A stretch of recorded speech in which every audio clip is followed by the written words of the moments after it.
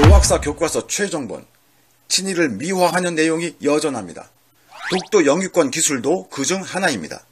이 교과서 355쪽, 샌프란시스코 조약에 독도가 빠져 영유권 분쟁이 시작된 계기가 됐다고 적혀 있습니다. 또 독도와 센카쿠 등이 일본 영토로 표시된 지도가 등장할 뿐 한국 정부의 해양 영토 지도는 수록되지 않았습니다. 독도를 영토 분쟁 지역으로 보는 시각은 일본의 입장입니다. 지난 31일 아베 일본 총리는 독도 영유권 문제를 국제사법재판소에 제소할 준비를 하고 있다고 밝힌 바 있습니다. 외교부가 즉각 반박 성명을 내고 독도와 관련해 해결해야 할 분쟁은 없다며 독도가 영유권 분쟁 지역이 아님을 다시 강조했습니다. 하지만 공허하게 들리는 이유는 뭘까요? 정부의 해괴한 작태 때문입니다. 독도 영유권을 주장하는 일본을 비판하면서 동시에 일본 주장을 그대로 반영한 교과서를 지원합니다. 더 황당한 일도 있습니다.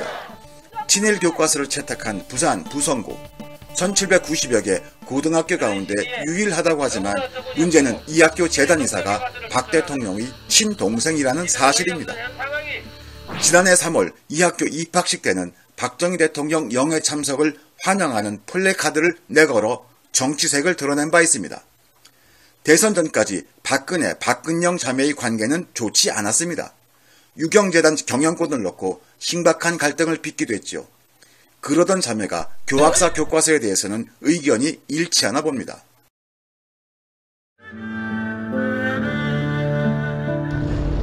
문제의 교학사 교과서는 위안부에 대해 조선 위안부는 일본군이 이동할 때마다 따라다니는 경우가 많았다고 기술했습니다.